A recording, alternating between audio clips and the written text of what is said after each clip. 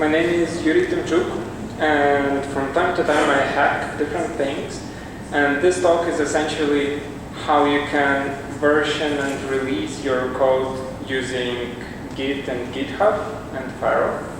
So I expect that you know how to use Git file tree and Git file tree merge driver. It turns out that it's not that clear how to use it, so maybe in future I will write also something about that. But the idea is that if you know how to do it, first thing that you do for sharing your code is you create a baseline. So first of all, you subclass a class called baseline of, and you name it baseline of your project, and you put it in a package with the same name, which works almost like a configuration. And then you have only one method that you have to use for configuring. And the most important thing is this baseline pragma. Otherwise, everything else is like a normal configuration.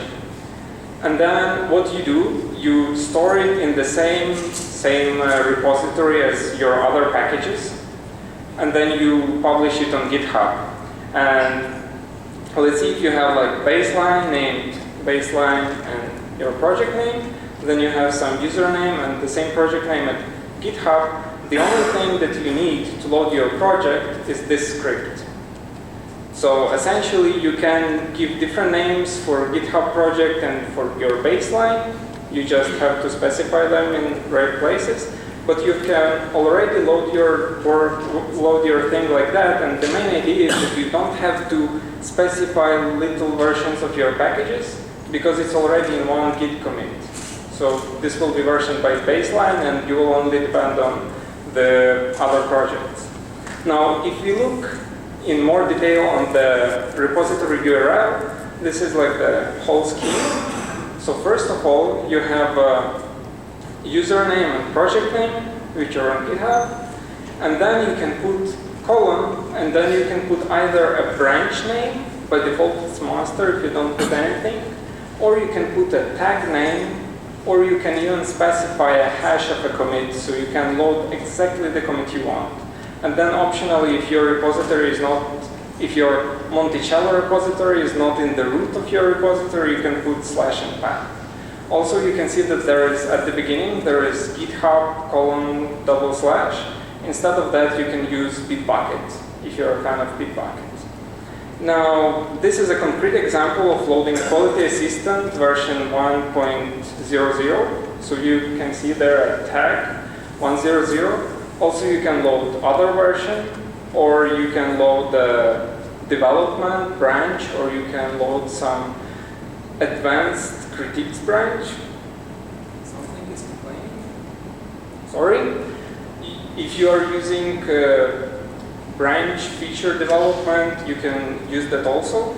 And then with these tags, you can use feature of GitHub, which is called releases, where you can, like for each tag that you have there, you can put advanced description, and then you can tweet like, oh, there is a new release, and people can go there and see all the things that you have. So these are releases of Quality Assistant project that I am developing. And then another thing is that as you can load a specific version of a baseline, you can also, so this is like a last version that was released on Monday. And you can also depend on a certain version of baseline from your baseline. So instead of saying like a project and something else, you just put a baseline and specify a repository with the stack that you need, and then you use it as a project. So that's it. And then, of course, you need configuration, right? Because you want to put it in configuration browser or something similar. So for configuration, first of all, you subclass configuration of class, because we don't want to repeat ourselves and we want to use inheritance and so on, right? Then one thing that really bothered me is if you have version like, for example, 041, everyone would name a method as version 041. This is fine, but then imagine you have a method called version 2113, and what does it mean? Is this like 2.11.3 or 2.1.13 or even like 21.13. So the last option is eliminated by this configuration of class because it allows only semantic versioning, which means that you have to have at least 3 parts, which is major version, minor version, and the patch. But also what I suggest to do, this is just a suggestion. If you have a version like 041, you name methods like that. This is ugly name for a method, but for version it's straightforward. And then your release version will look like this. And you can see that this essentially has 3 specific things that will change, which is method name, version in Pragma, and version in URL. And then you can like update it to a new version, and if you want to track, for example, a branch, what I suggest you to do is that you use pre-release. So you name your method as pre-some version, and then you point it to master. So everything that you plan for next version will be there. And then, for example, you use stable and development symbolic versions, and then you put point 1 to the concrete version and 1 to pre-release. And then you can update like patches of your stable version to like second patch or third patch, or when you release 7 minor version, it just goes to stable, and then you change development to next pre-release. So I was doing that with my projects. One of them is Quality Assistant, another one is Renraku. And this is a tree of my project. So you can see here, this is tree of Renraku, and I started to develop it. And then it goes on, and at some point you see that there is nothing connected to the black thing, which is beginning of Quality Assistant. And then you can see that, for example, I started it, and I was developing Renraku, so there were versions here, and then I continued to develop Quality Assistant. And also from here you can see that there is a yellow branch, which is essentially a master, and it goes somewhere else. There is a blue branch, which is development, which was stuck.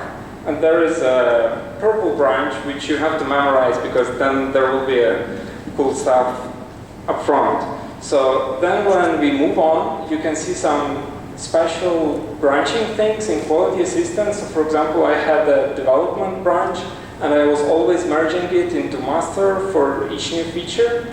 And then at some point, I branched off the testing version, which was for my group, and I merged development versions both into master and into testing.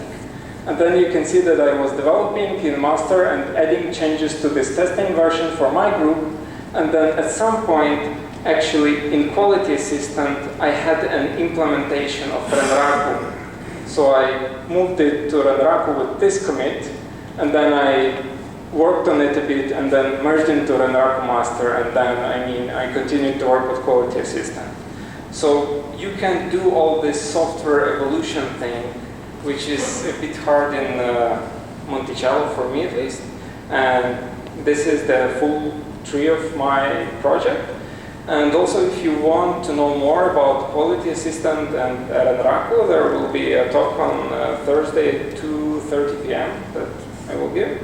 And also, if you want to know more about all this versioning, there is a blog post on my blog, which is blog Yuri Tymchuk with the dots after blog Yuri and before UK. Thanks.